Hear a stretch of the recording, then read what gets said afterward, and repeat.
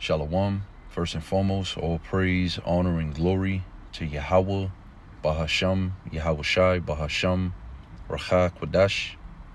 Double honor to the apostles, bishops, and elders of Great Millstone, and peace and mercy to the 144,000, the rest of the elect. I'm the brother Yawanathan, back with another quick lesson. Lord willing, is edifying. And I just want to bring this out real quick, uplift you brother's spirit through the spirit and power of Yahweh Bashim Yahweh Shai. Because, when I first read this just now, this is music to my ears, and it gives me hope and comfort in this life that, so-called life that we got to live. And this is Psalm chapter 94, verse 15. Actually, you can start at 14. It says, "For the Lord will not cast off his people, neither will he forsake his inheritance." First and foremost, the Lord, his name is Yahweh. All right, that's the name of the Most High in the ancient Hebrew. And his only begotten son name, who the world ignorantly calls Jesus Christ, his true name is Yahweh Shai. And that's how the Heavenly Father, he never forsook us. He didn't forsake us. He didn't cast us off as a nation of people. Who's us? The Israelites. You so-called blacks, Latinos, and Native Americans.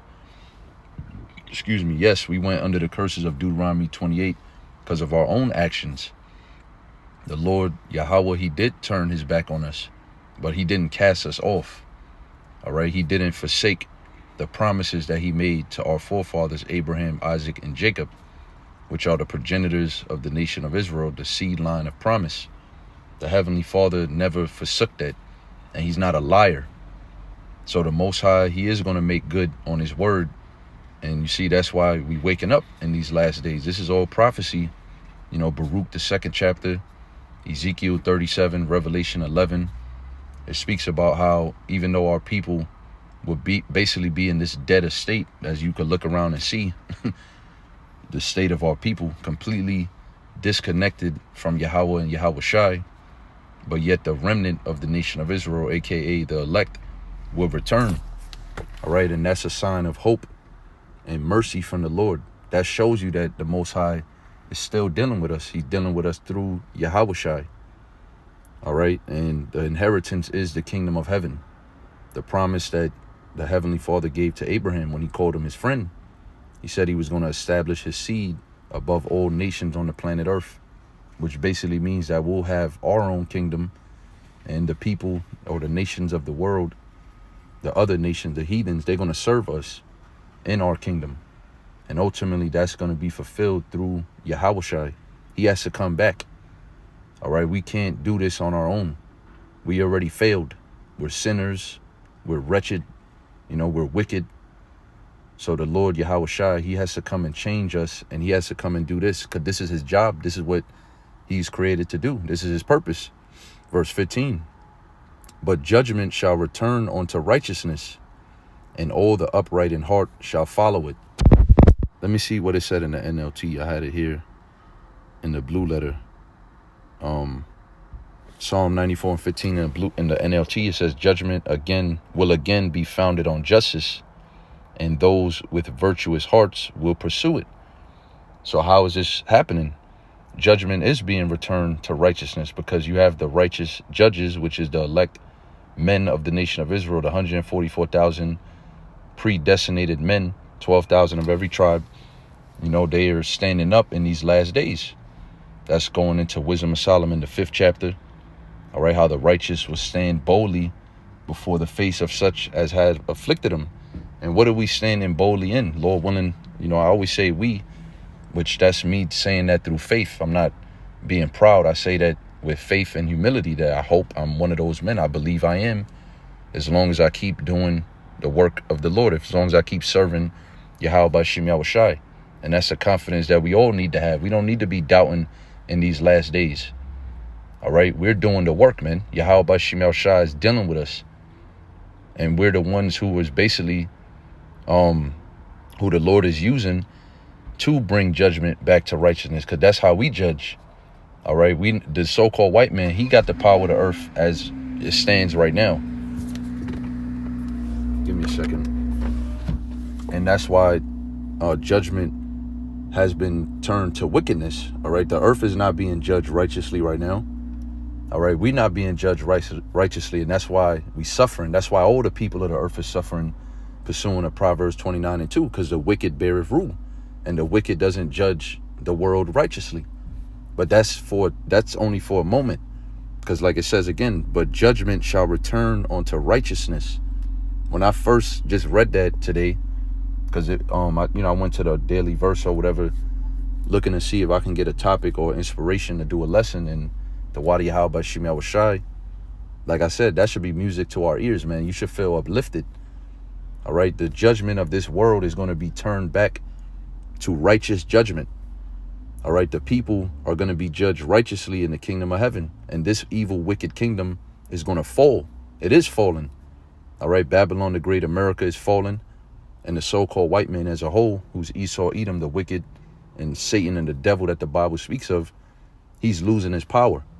And that's because the Lord is raising up the true righteous judges of the earth, which is the men of Israel. It says, and all the upright in heart shall follow it, which is the rest of the elect.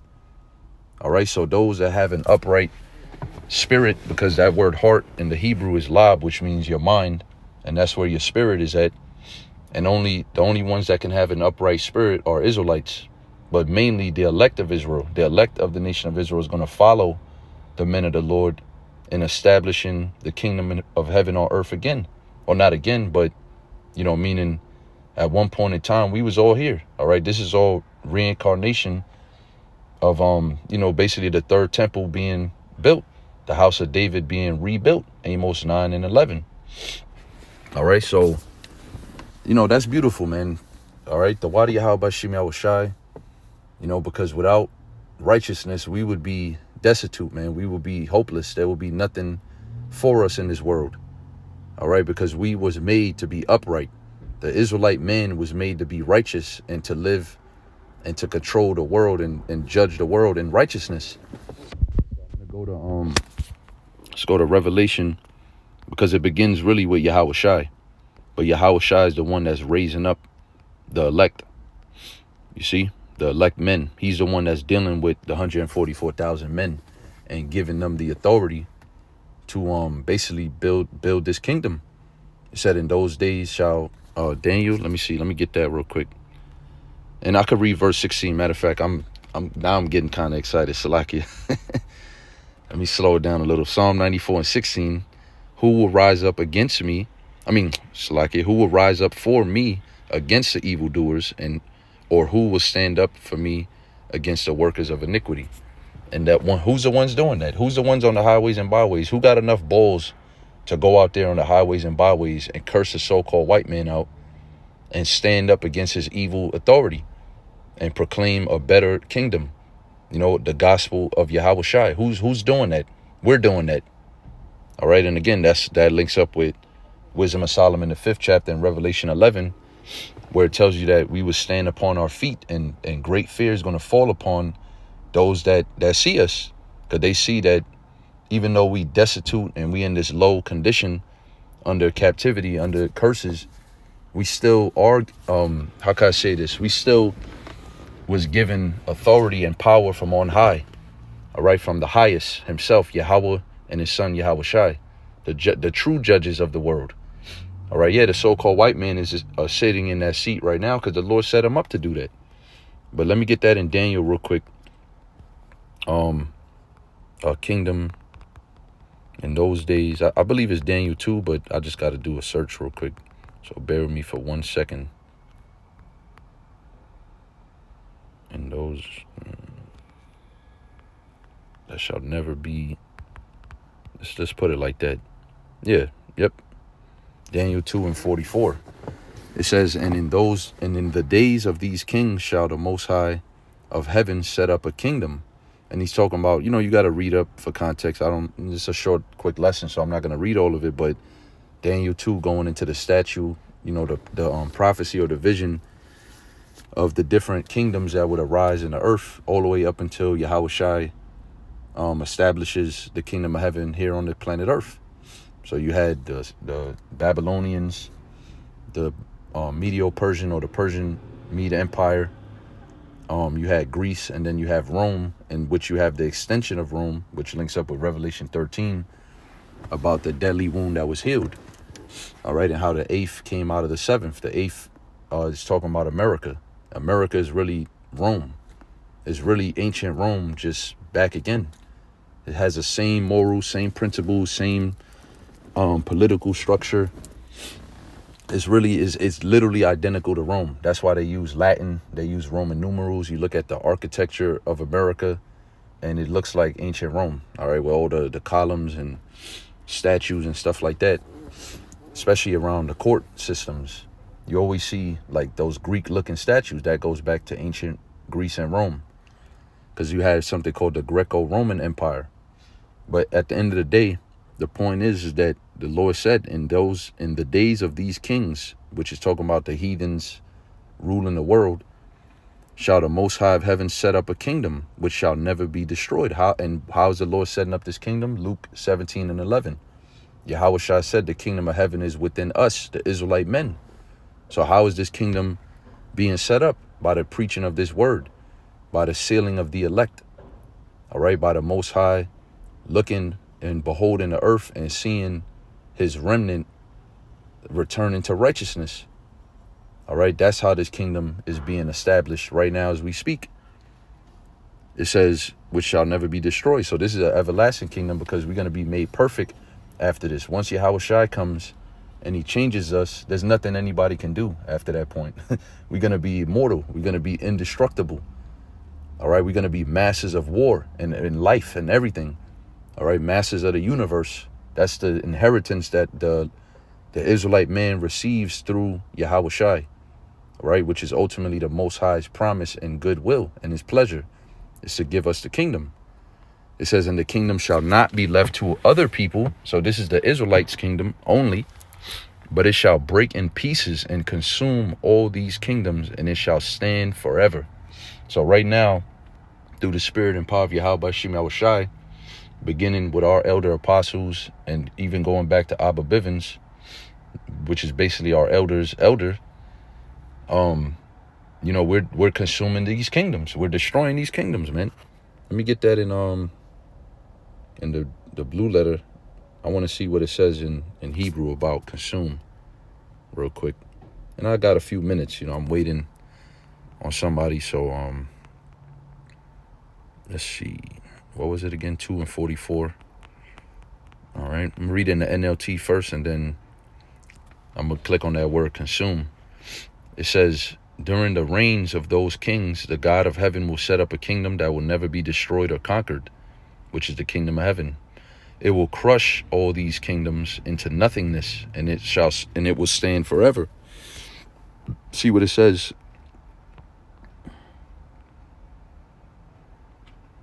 Put an end. It'll probably. I gotta click on it. So I guess when you click on it in the NLT, it gives you different. It's the same Hebrew words, but since it's different in English, I want to get that word consumed. Yeah, it is. That is the same word, to be fulfilled. And the Hebrew is sup. All right. If I'm not mistaken, I don't want to click on that right now. It says to be fulfilled, be completed, come to an end. To be fulfilled, to put to an end. So we represent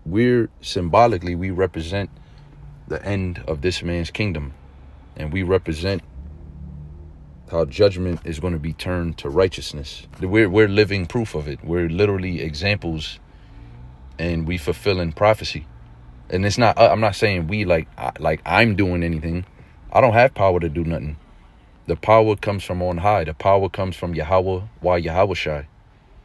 All right, he's the one that's establishing these things in the earth. And, it was just the Lord's choice to choose certain men for the job, man, fit for the job. All right, so this is Revelation 19:11, and Yahushua is the top. He's the one that's ultimately fit. He was the only one that was fit really to do this thing, man. But he chose, or by the Most High's will, he set up elect Israelite men to be joint heirs with him. And that's the beauty of this whole thing, man. That's mercy. That's grace. And we could never really repay Yahweh Shem Yahushua or thank them enough.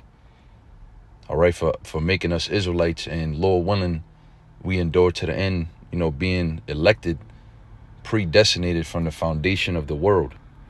Revelation 19:11, and I saw heaven open, and behold, a white horse, talking about Yahweh Shai's chariot, or aka his UFO, which is going to be the biggest one, according to Ezra's vision in 2nd Ezra 13. That's what it's talking about. White symbolizes purity, all right, righteousness, and the horse, it symbolizes power, all right, because in the ancient world you would use a horse or horses and attach them to your chariot, and that's how you would move around. And you can feel the power. You sit on a horse, you can feel the power, man. When the horse is running and galloping, you can feel that power, man. So when we look up and we see the ships, and you can see the way that they move, and Esau, you can see how terrified he is, because that's power. All right, they don't have no jet engines. They don't make sound. They don't break the sound barrier. They can go from all the way in the highest point in the Earth's atmosphere and go straight down into the water, and not even make a splash or a sound. So that's true power. That's what Yahweh Shai is coming with. And he that sat upon him was called faithful and true. So how do we know?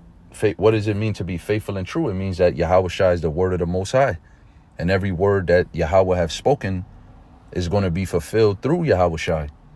All right, and that's what people really don't understand, these so-called Old Testament Israelites. And that's just a quick side note. I'm not going to deviate into that. That's another topic. But you got these guys that really believe that Yahweh Shai is some made-up idol, when he's literally the fulfillment of all the promises that the Most High gave.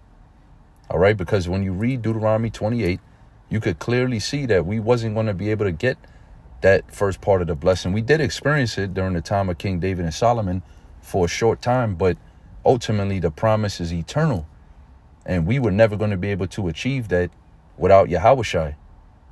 Okay, so he's the faithful and true one for us, and in righteousness he doth judge and make war. So that's how judgment is going to be returned back to righteousness. It's going to be done when Yahweh Shai come and judge this world and wage war on this evil world, man. He's going to destroy these kingdoms, and he's going to ultimately sit on that judgment seat. He's going to be the King of Kings, Lord of Lords. All right, every knee shall bow, every tongue shall confess, and nobody's going to be able to resist his authority. All right, Yahweh Shai is going to dominate this planet Earth, and he's going to give the power to his elect men, the 144,000, to dominate it with him. And that's how ultimately the world will be judged in righteousness, okay? There's not going to be no more evil judgments. There's not going to be no more prisons. There's not going to be no more adultery going on in this world and all these evil things, man, the LGBTQ. It's not going to be none of that in the kingdom of heaven, all right? Because Yahweh Shai is going to destroy all of that on this side here, all right? Before the kingdom is even built up, he's going to get rid of all the wickedness in this world by way of judgment, by way of destruction. And then you can refer back to Psalm 94 again. I'm going to just go back to the end, and I'm going to end it off there. One second. Psalm 94. It's like one of the last few verses. Verse 20. It says, shall the throne of iniquity have fellowship with thee, which frameth mischief by a law? All right. And that's a rhetorical question. There's a lot of rhetorical questions in the Bible. It can't. All right. The throne of iniquity cannot have fellowship with the throne of righteousness, with Yahweh Shai's kingdom. So it's not going to be some government where, you could just do your own thing, but you just pay us tribute like how the Romans would do. You could still worship your gods and do, your religious, whatever you do, but you just have to pay us tribute. No, you're going to fucking follow our laws, man. According to Isaiah, the 2nd chapter, you're going to follow, all you nations are going to follow the laws of Yahweh Shai Shai. There is not going to be no fellowship, because you people are wicked. It says you frame mischief by law. All right. So what does that mean? That means your laws and your system and everything that you Edomites pass as law is unrighteous decrees. All right. According to Isaiah, the 10th chapter, is all wicked. All right. So the Lord is not going to allow that in his righteous kingdom. You see, he's going to get rid of all of that. And then he's going to establish the true proper order, which is the laws, statutes, and commandments of Yahweh. All right, that's how this thing is going to go down. You see, so with that, you know, I got to get going now. So I'm going to say, call Loyum, La Yahweh Shimei Washai. Hope and pray you was edified. And Lord willing, I'll see you in the next one. Shalom.